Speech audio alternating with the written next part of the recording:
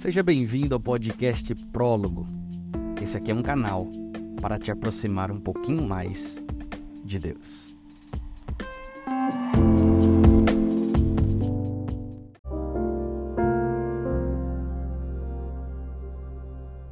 O texto que nós vamos ler hoje está no Evangelho de Mateus, no capítulo 16. Nós vamos ler o verso 13 apenas.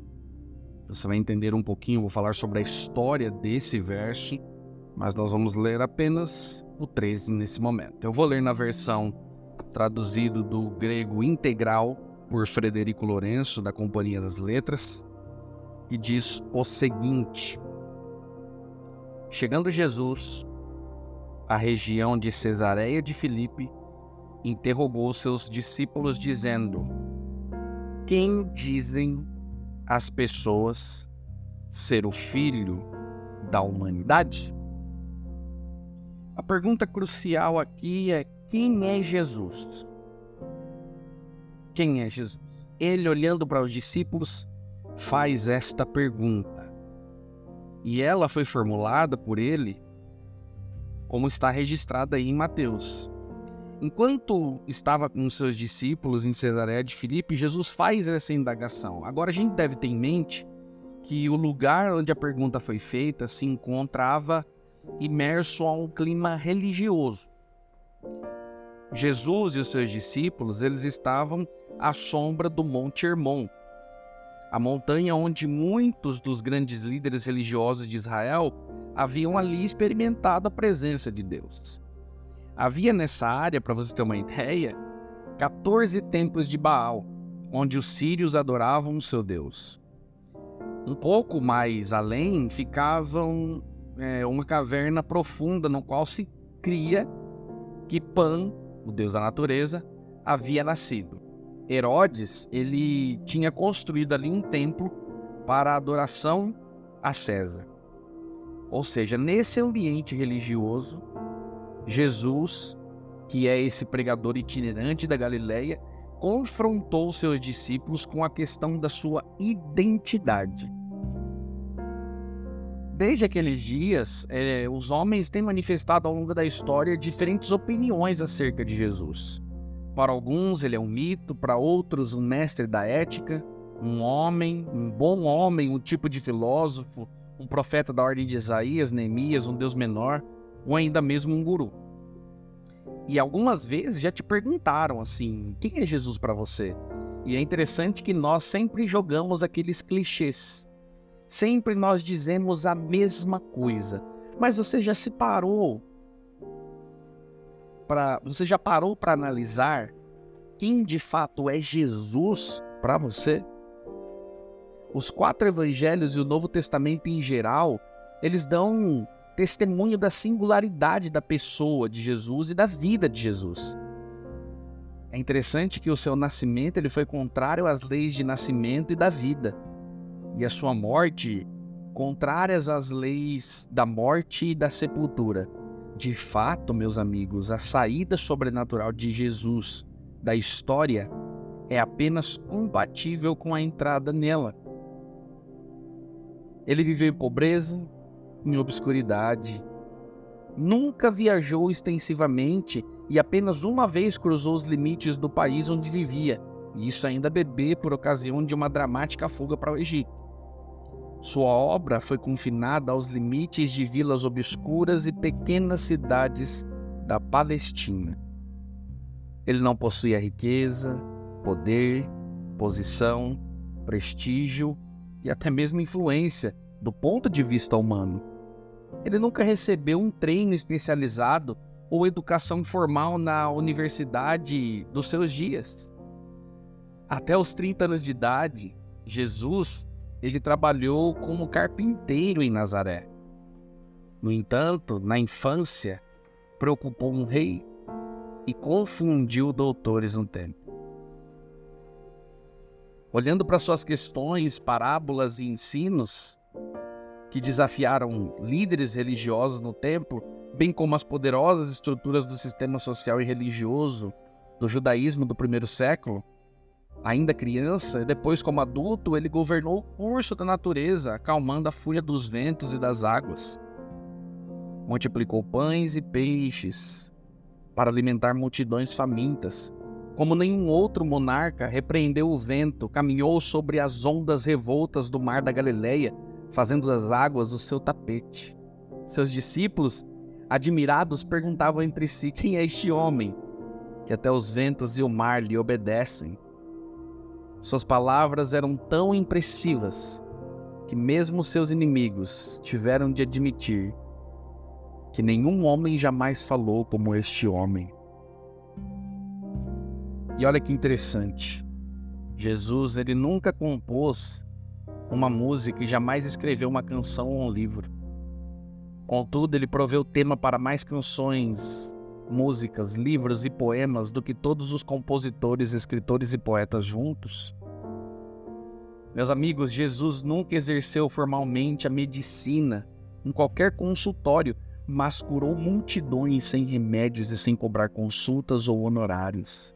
Ao longo da história, ele tem curado mais corações partidos que todos os psiquiatras e psicólogos. E, de fato, coração partido é a sua especialidade. Jesus nunca comandou um exército, nunca recrutou um soldado ou disparou uma só arma. E, no entanto, nenhum outro líder jamais teve sob seu comando mais voluntários. Aos seus pés, mais rebeldes têm depositado suas armas do que sobre as ordens de qualquer outro conquistador. Há algo extraordinário em sua carismática personalidade que tem atraído milhões e inspirado aliança e lealdade e reverência de homens e mulheres através dos séculos. O nome de filósofos, políticos, estadistas, mestres humanos, cientistas, escritores e teólogos despontam e desaparecem no corredor do tempo. Mas o nome de Cristo permanece para sempre atual. O próprio calendário, meus queridos, está baseado no seu nascimento. Herodes não pôde matá-lo, o diabo não pôde seduzi-lo, a morte não pôde corromper o seu corpo e a sepultura não pôde retê-lo. Por todos os critérios de avaliação, ele é o personagem central da história. No Novo Testamento não deixa nenhuma dúvida quanto à sua identidade. E eu listei aqui vários detalhes que falam sobre a identidade de Jesus. Ele é o Deus encarnado, João 1,14. Ele é o Messias, João 1,41. O servo do Senhor, Isaías 42. O bom pastor, João 10. A luz do mundo, João 8. O pão da vida, João 6. A porta das ovelhas, João 10. O lírio dos vales, Cânticos, capítulo 2. A estrela da manhã, Apocalipse 22, a ressurreição e a vida. Ele é o caminho, a verdade e a vida, o Cordeiro de Deus que tira o pecado do mundo, o único fundamento, a pedra de esquina, a água da vida, o Rei dos reis, o Senhor dos senhores, o Amém de Deus, o Alfa e o Ômega. Quem dizem os homens que eu sou? Foi a pergunta que Cristo fez aos seus discípulos. Ele nasceu numa manjedoura emprestada, porque não houve outro lugar para ele. Cruzou o lago num barco de outra pessoa e montou um jumento que também lhe fora emprestado. Como ele próprio afirmou, as raposas têm seus covis e as aves do céu têm ninhos, mas o Filho do Homem não tem onde repousar a cabeça. De fato, meus amigos, o relacionamento de Jesus com as coisas que tanto consideramos importantes ou valiosas, tais como dinheiro, prestígio e poder, é absolutamente extraordinário. Sua liberdade em relação a elas foi e continua sendo surpreendente. Nos evangelhos, exceto pelo tema do reino de Deus, Jesus falou mais sobre dinheiro do que sobre qualquer outro tema. Considerando a natureza espiritual de sua missão, por que tal ênfase?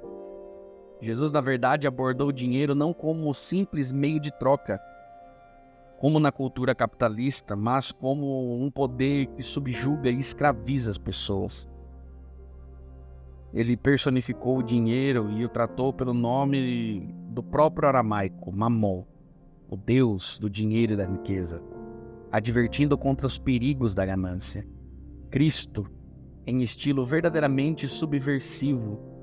Não conferiu importância ao dinheiro porque sabia que a sua posse afeta os relacionamentos. O fato, por exemplo, de uma pessoa rica aumenta naturalmente a dificuldade de se aproximar dela. Karl Marx opinou que a religião é o ópio dos povos. Errado. O materialismo definido por Marx é o que se trata do verdadeiro ópio, anestesiando as pessoas, impedindo que elas elevem sua visão da vida acima do plano material. Materialista é aquele que é aprisionado na concha das coisas, os quais o impedem de enxergar além do ter e do possuir, e o cegam quanto a si próprio e quanto aos outros. Isso se torna um obstáculo para a felicidade pessoal e familiar. Agostinho, ele estava correto ao afirmar que quem tem Deus tem tudo, quem não tem Deus não tem nada, e aquele que tem Deus e tem tudo, não tem mais do que aquele que tem Deus e não tem nada. Em um dos volumes da série Análise da Inteligência de Cristo, o psiquiatra e escritor Augusto Cury observa, do ponto de vista psicológico, que a entrada de Jesus em Jerusalém, o centro do poder e do governo, assentado em um jumento, um animal incrivelmente desajeitado para servir de montaria, mesmo para um homem de estrutura mediana, é no mínimo intrigante. A ação de Cristo, contudo, é deliberada e coerente com sua atitude geral em relação às coisas materiais, à aparência, à força e à sofisticação externa.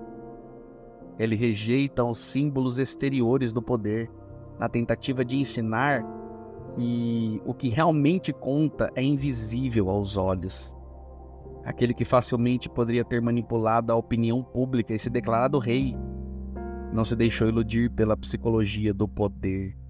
Sua entrada em Jerusalém num jumento, montaria inapropriada para um rei, é um tipo de manifesto quanto à natureza espiritual do seu reino.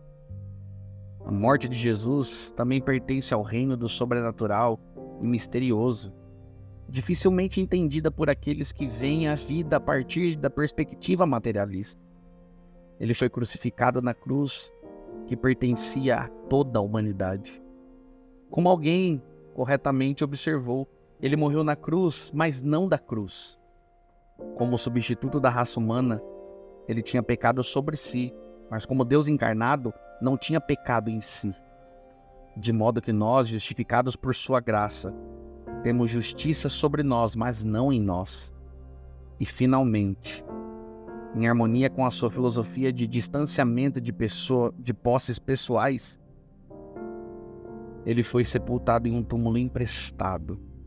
Mausoléus em geral são cuidadosamente preparados em vida, como uma forma de perpetuar a memória do poder e da importância pessoal. Isso era incompatível com aquele que não planejava permanecer muito tempo em um túmulo. Uau! História incrível sobre Jesus.